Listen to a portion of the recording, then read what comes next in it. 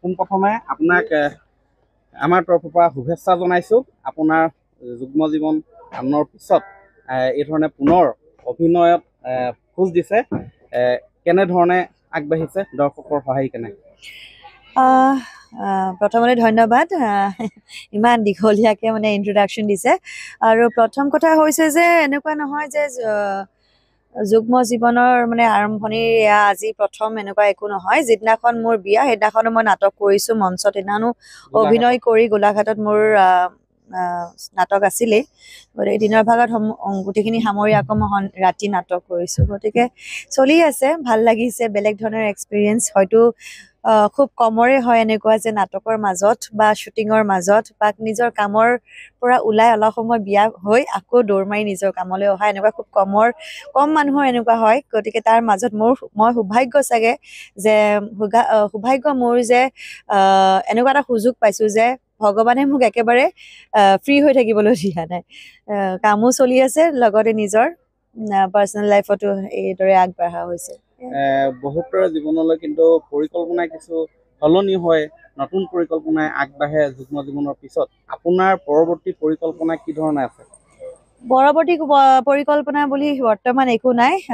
ৰাষ্ট্ৰীয় থিয়েটাৰত খুব সুন্দৰকৈ আমাৰ নাটক যিহেতুকে চলি আছে, এতিয়া থিয়েটাৰতে ব্যস্ত হৈ আছোঁ। গতিকে থিয়েটাৰ আমাৰ 12 এপ্ৰিলত শেষ হ'ব চাগে।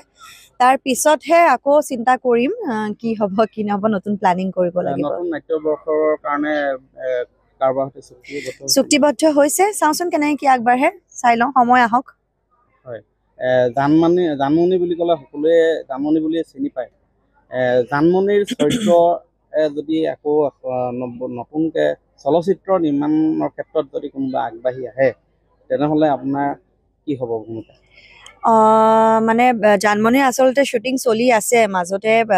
আমাৰ NK প্ৰডাকশ্যনৰ দেৱ বৰকটকী দেৱদাই মাজতে ফোন কৰিছিলে। আমাৰ থিয়েটাৰৰ ছেপ্টেম্বৰ মানতে তেওঁলোকে শ্বুটিং আৰম্ভ কৰিছিলে, কিন্তু যিহেতুকে মই থিয়েটাৰত সম্পূৰ্ণ সময় দিবলগীয়া হৈছে আৰু লোকেশ্যনবিলাকতো আৰু আমাৰ এতিয়া মই আছিলোঁ লোৱাৰ আছামৰ ফালে আৰু আমাৰ শ্বুটিং আছিলে আপোনাৰ নগাঁৱত। গতিকে সময়টো মিলাব নোৱাৰিম বা লোকেশ্যন যিটো ডিষ্টেঞ্চ সেইটো মেইনটেইন কৰিব নোৱাৰাৰ বাবে মই কামটো এৰিবলগীয়া হ'ল। গতিকে গৈ থাকিম যেতিয়ালৈকে বিচাৰে ৰাইজে, জানমণি হিচাপেই হওক বা অন্য বেলেগ কিবা চৰিত্ৰটো যদি বিচাৰে, যেতিয়ালৈকে বিচাৰে প্ৰডিউচাৰসকলে, ডাইৰেক্টৰসকলে, মোৰ লগত খাপ খুৱাই যদি কিবা কেৰেক্টাৰ আহে, ডেফিনেটলি মই কৰিম, ভালকৈ কৰিবলৈ চেষ্টা কৰিম। আৰু অন্তিম এটা সুধিব বিচাৰিছোঁ যে সম্প্ৰতি বহুতেই কোৱা শুনিছোঁ যে চলচ্চিত্ৰ পৰিচালক বা ভ্ৰাম্যমাণ থিয়েটাৰৰ যিসকল সমালোচক আছে তেওঁলোকক কৈছে যে ভ্ৰাম্যমাণ থিয়েটাৰত এতিয়া সেই যি ভ্ৰাম্যমাণ থিয়েটাৰৰ যিটো বৈশিষ্ট্য, যিটো সক্ৰিয়তা, সেইটো লাহে লাহে নোহোৱা হৈছে, কি ক'ব? চাওক, এতিয়া প্ৰত্যেকটো চব বস্তুৱে সলনি হয় নহয়? আগতে যিহেতুকে মই 2009 চনত 10 চনত বা আগতে যেতিয়া মই থিয়েটাৰত আছিলোঁ, তেতিয়া বস্তুবোৰ অলপ বেলেগ আছিলে বাৰু, কিন্তু এতিয়া ফুল্লি কমাৰ্চিয়েল হৈ পৰিছে।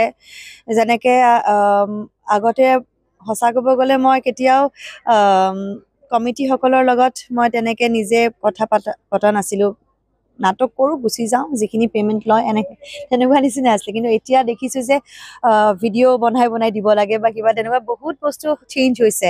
আৰু মই নাভাবোঁ যে কিবা নিগেটিভ কিবা হৈছে, ভালেই চলি আছে। যিখিনি মই পাইছোঁ বেয়া পোৱা নাই, ভালেই চলি আছে। মই যিহেতুকে এই বছৰ ৰাজতিলকৰ লগত জড়িত হৈ আছোঁ, মই মোৰ থিয়েটাৰখনৰ ফালৰ পৰা বা মই প্ৰযোজকসকলৰ ফালৰ পৰাতো মই তেনেকৈ একো অসুবিধা পোৱা নাই। গতিকে মই বিশেষ একো ক'ব নোৱাৰোঁ। আৰু প্ৰডাকশ্যনৰ ফালৰ পৰা প্ৰত্যেকখন থিয়েটাৰ নিজৰ ওপৰত, তেওঁলোকে কেনেকৈ প্ৰডাকশ্যনত খৰচ কৰে বা কিমানখিনি দিব পাৰে। গতিকে সেই হিচাপে প্ৰত্যেকখন ভ্ৰাম্যমাণ থিয়েটাৰ বা প্ৰত্যেকজন প্ৰযোজকে তেওঁলোকে নিজৰহে সেইটো ডিচিশ্যন হ'ব যে তেওঁলোকে কিমানখিনি ইনভেষ্ট কৰিব, তেনেকুৱা নিচিনা কথা। আৰু যিমান ইনভেষ্ট কৰিব, যিমান প্ৰডাকশ্যনত দিব, সিমান ৰিটাৰ্ণ পাব, তেনেকুৱা নিচিনা কথা। গতিকে ভালেই চলি আছে, মইতো ভালেই পাইছোঁ, এই বছৰ পজিটিভ পাইছোঁ মোৰ ফালৰ পৰা। ৰাজতিলক থিয়েটাৰৰ উপৰিও ইয়াৰ পিছত পৰৱৰ্তী বৰ্ষত মই পুনৰ সুধিছোঁ, কোনোবা থিয়েটাৰত পুনৰ যোগাযোগটো চলিছে, কথা চথা পতা হৈছে। বাকীখিনি কি হয় আপোনালোকে ডেফিনেটলি গম পাব, এতিয়াই নকওঁ, কিয়নো এই বছৰটো ভালে কুশলে যাওকচোন ন। এতিয়াও বহুতকেইটা মাহ পৰি আছে সন্মুখত, গোটেইখিনি এটা এখোজ এখোজকৈহে যাম। গতিকে এতিয়া এই যাত্ৰাটো শেষ কৰি লওঁ।